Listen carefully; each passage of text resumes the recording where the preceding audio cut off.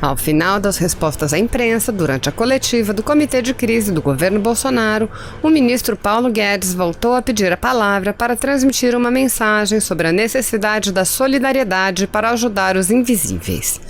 Paulo Guedes disse: "Numa hora como esta, mais do que nunca, precisamos ajudar os invisíveis." O ministro apontou que todos podem ajudar alguém que perdeu seu sustento após as medidas restritivas dos governadores e prefeitos, levando as orientações para o cadastro que permitirá receber os R$600 do governo. Paulo Guedes lembrou que o povo brasileiro é essencialmente afetivo e solidário e que essa solidariedade pode ajudar o governo a alcançar a todos. Paulo Guedes garantiu: "Vamos furar essa primeira onda e lá na frente enfrentar a segunda onda, que é a da economia." Assista. Para encerrar, eu pediria que nós recorrêssemos a uma característica muito brasileira. Nós somos um povo muito afetivo, muito fraterno. O isolamento social não é a nossa condição natural. Nós abraçamos, nós somos afetivos, somos afetuosos. E numa hora como essa, mais do que nunca, nós precisamos ajudar os invisíveis. Quando começou esse auxílio emergencial, o foco era exatamente os invisíveis, os que nunca foram alcançados, os que nunca pediram nada ao governo. É o taxista, é o ambulante, é a faxineira. Eles nunca precisaram de governo, eles são informais, são invisíveis para a máquina do Estado. E num momento como esse, que a tragédia se abate sobre eles, eles perdem a capacidade econômica de sustentação, de autossustentação. E eles não sabem o que fazer. E cada um de nós conhece um deles. Cada um de nós tem um taxista que... Eu estava num hotel aqui em Brasília, tinha lá 10, 11 taxistas, estavam todo dia lá na porta. Tem sempre uma faxineira que vai, tem um engraxate, tem um ambulante. Então, cada um de nós conhece e pode orientar uma pessoa assim. Você pode orientar, falar: "Olha, vai ter um aplicativo. Se você não tem um aplicativo, olha aqui, eu te ajudo. Eu te ajudo." Você pode até por proximidade mesmo, você falar: "Olha, tem alguém ali no ponto de táxi lá perto de casa que eu conheço, guardei aqui porque eu usava sempre. Vou telefonar para ele e vou ajudá-lo." Então, fazer essa informação circular, ajudar os brasileiros, porque a operação tecnicamente é simples, é só ele se cadastrar que o dinheiro vai chegar. Então, ajudá-lo a se cadastrar é algo que nós somos centenas de milhões. Esses invisíveis são 19, 20 milhões. Então, nós realmente podemos ajudá-los de forma que nenhum seja deixado para trás. É dessa capacidade nossa de indicar cada um deles é que vai depender a salvação de cada um deles. E essa solidariedade, essa fraternidade, esse afeto nosso, ele vai desde aqui embaixo, a nossa relação de dia a dia que nós tínhamos com essa pessoa, o restaurante onde você comia, e você sabe que agora está todo mundo em casa, e eles não têm como, o garçom não tem como é que ele vai sobreviver? Ele não tem mais a gorjeta, não tem mais o salário, o restaurante fechou. Mas você tem o telefone do restaurante, o dono do restaurante tem o telefone dos garçons, e é só ligar para eles e ajudá-los a se inscreverem. Então isso depende de nós. Nós podemos salvar os brasileiros invisíveis. E esse esforço vai desde cada um de nós aqui até lá na ponta do banco privado, que também vai ajudar. O Pedro, na Caixa Econômica Federal, está pronto para fazer a transferência. Nós fizemos esse pedido, inclusive, para toda a rede de bancos privados também. Eles também têm condições, eles têm CPFs, eles têm localização, os prefeitos têm cadastros de informais, as companhias de táxi têm cadastros. Todos esses cadastros, se vierem para nós, serão utilizados, serão cruzados e poderão lançar essa rede de proteção a todos os brasileiros. Então, obrigado, vamos trabalhar juntos, nós vamos furar essa primeira onda e vamos lá na frente enfrentar a segunda também, que é a onda da economia. Obrigada a todos.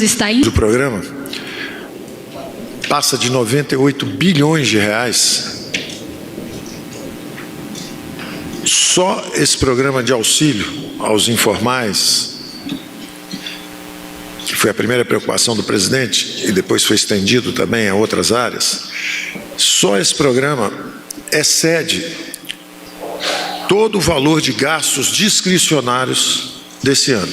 Ou seja, todas as despesas que todos os ministérios teriam esse ano, que estava em torno de 95 bilhões de reais, Apenas esse programa já excede esse valor previsto. Isso para dar uma ideia da magnitude da ameaça que avançou sobre a saúde do povo brasileiro. Então, o presidente Bolsonaro, desde o início, nos pediu que formulássemos programas que defendessem a saúde e o emprego dos brasileiros. Esse é um programa especificamente de defesa da vida e da saúde dos brasileiros. Então, se aproxima de 100 bilhões de reais.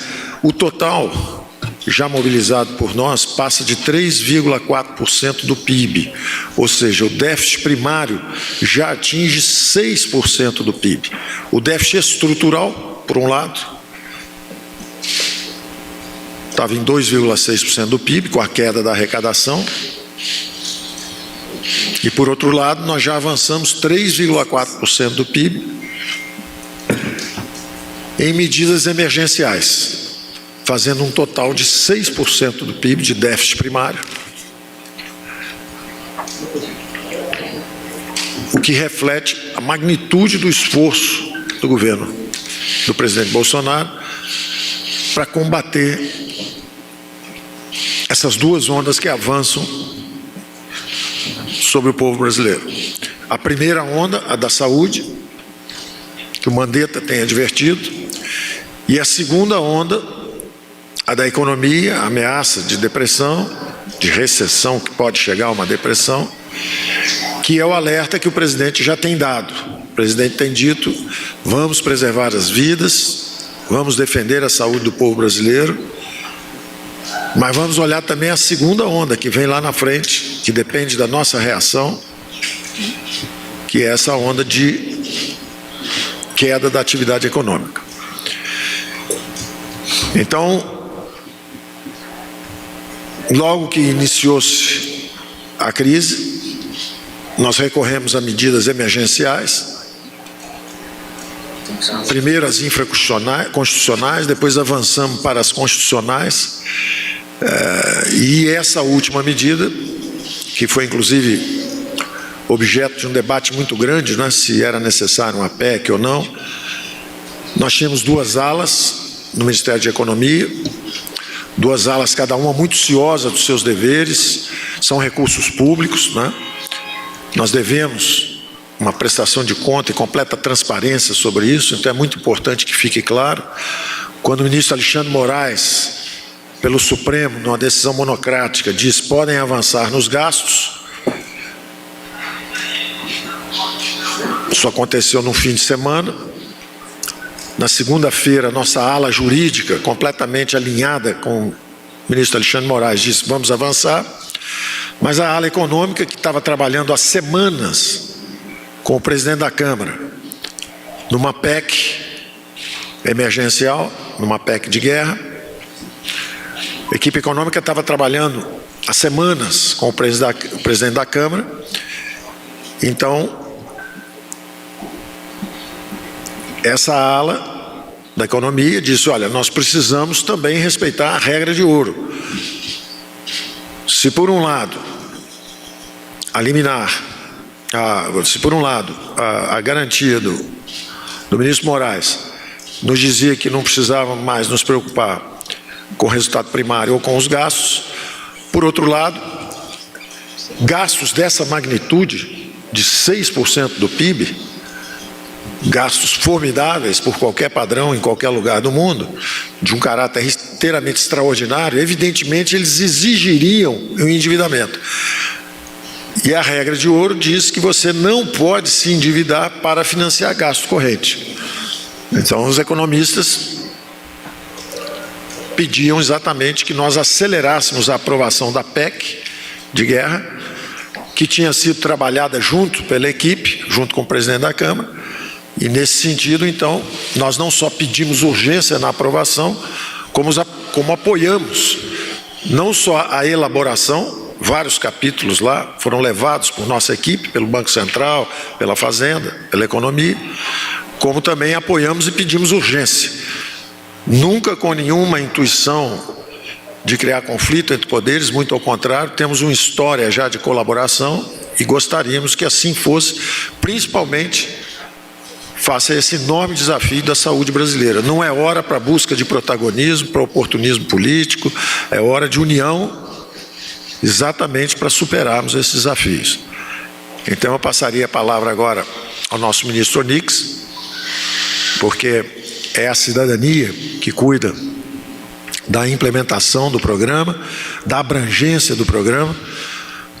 Quando nós começamos com a preocupação principalmente em 38 milhões de informais. Isso foi se expandindo, os valores foram subindo por atuação exatamente desse mecanismo democrático em que nós confiamos tanto. A Câmara foi ampliando um pouco a abrangência do programa e, ao mesmo tempo, o próprio presidente puxou o valor para R$600 no final, e nós consideramos, então, que com esse gasto, e eu repito, que é maior do que toda a programação anual, quer dizer, em 3 meses nós vamos gastar mais do que toda a programação anual de todos os ministérios. Os 95 bilhões de despesas discricionárias que nós tínhamos. Daí, essa magnitude dos programas, que já passaram dos 800 bilhões e possivelmente vão chegar a quase R$1 trilhão ao longo das próximas semanas ou meses. É por isso que nós precisamos não só dessa blindagem jurídica, mas também dessa blindagem legislativa, e que nós estamos muito seguros. A decisão do presidente foi que nós vamos avançar, e nós estamos muito seguros de que, até pela manifestação pública do Congresso, do presidente da Câmara, do ministros do Supremo, de que tudo isso, toda essa união em torno desses objetivos ocorrerá. Então, o ministro Onix vai falar um pouco da abrangência, do alcance do programa, e o presidente da Caixa Econômica Federal, que brilhantemente desempenhou a execução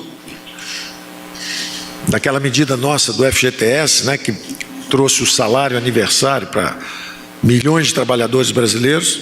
Essa capacidade de execução da Caixa Econômica Federal, sob o comando do nosso Pedro Guimarães. Ele vai então também explicar o planejamento que estamos fazendo de execução, e deixar claro também um ponto aqui: não são 1 ou 2 dias de atraso ou de antecipação. Isso é muito importante, deixar o povo brasileiro muito consciente disso. Desde que nós começamos a formular o programa,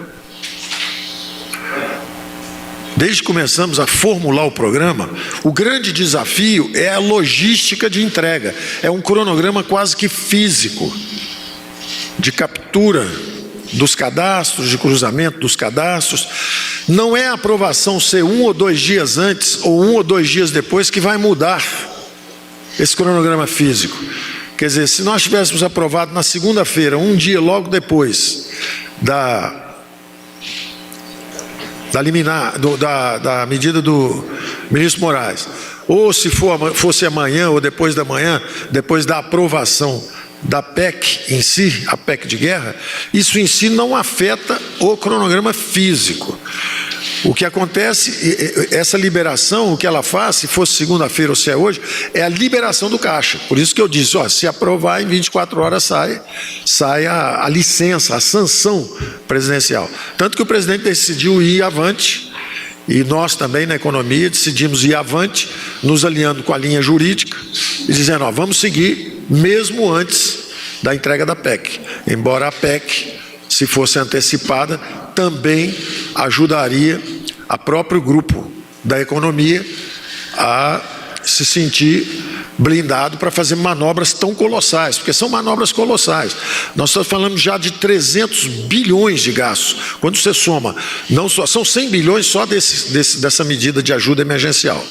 100 bilhões só disso. Aí tem mais 88 bilhões para estados e municípios. Aí tem mais 50 bilhões para a complementação salarial. A empresa que quiser ou não puder pagar o salário completo, o governo vai e, em troca da manutenção do emprego, nós pagamos uma parte. Aí tem mais 40 bilhões de FOPAs, de folha de pagamento salarial, que são créditos também na veia. para que a empresa diga, olha, eu gostaria de manter emprego, só posso pagar um salário mais baixo. Tudo bem, o governo completa o salário. E, por falar nisso, mesmo para manter o emprego, mesmo a parte que eu devo pagar, eu também estou sem recurso. Não tem problema, está aqui o crédito para te dar o capital de giro para você pagar também essa parte, direto no bolso do trabalhador.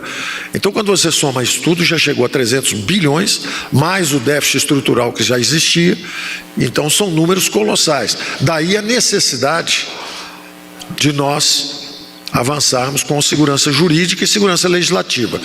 E eu quero dizer, inclusive, que nós no Pacto Federativo já tratávamos do protocolo da crise, como o presidente da República, como o presidente da Câmara, como o presidente do Senado, presidente do TCU, presidente do Supremo, governadores, como eles têm que se entender regularmente sobre isso.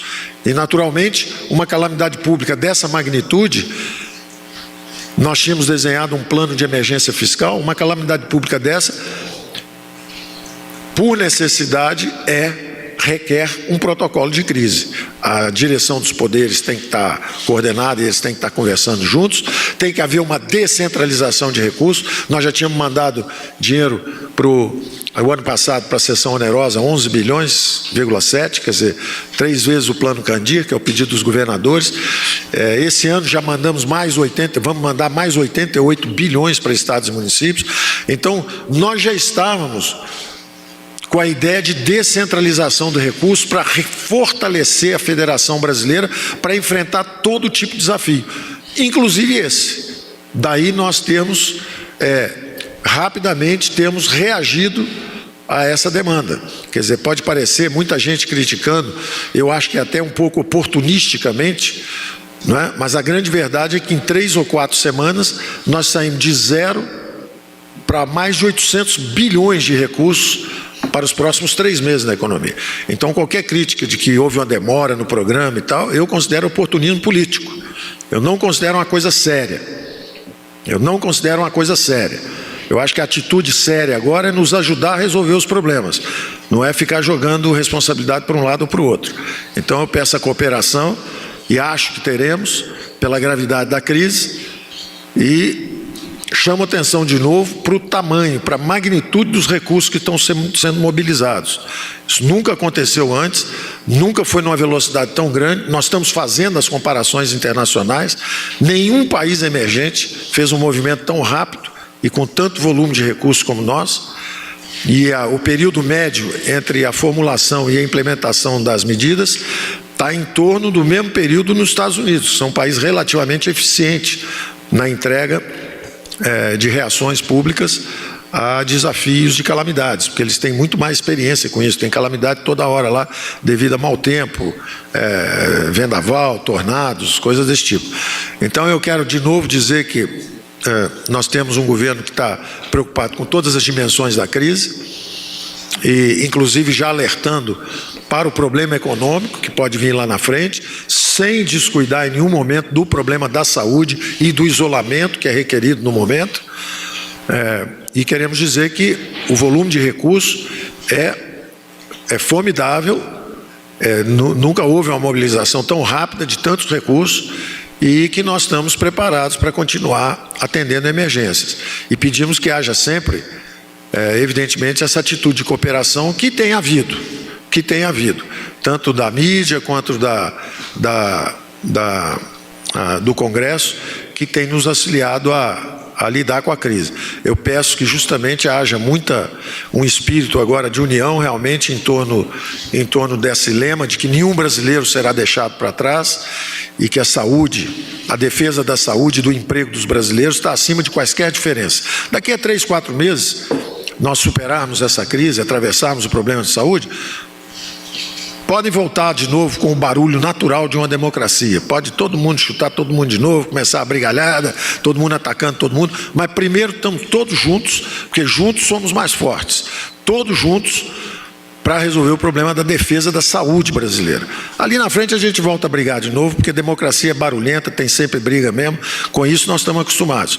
Mas eu acho que nesse momento de ameaça da saúde do povo brasileiro, não é o momento para tentar explorar politicamente quaisquer problemas que tenhamos. Obrigado. Onix, por favor. Se você apoia Jair Bolsonaro, curta este vídeo. Manifeste a sua opinião e compartilhe para que a vontade do povo brasileiro seja conhecida. Inscreva-se no canal para ter acesso gratuito ao nosso conteúdo. Uma produção Folha Política.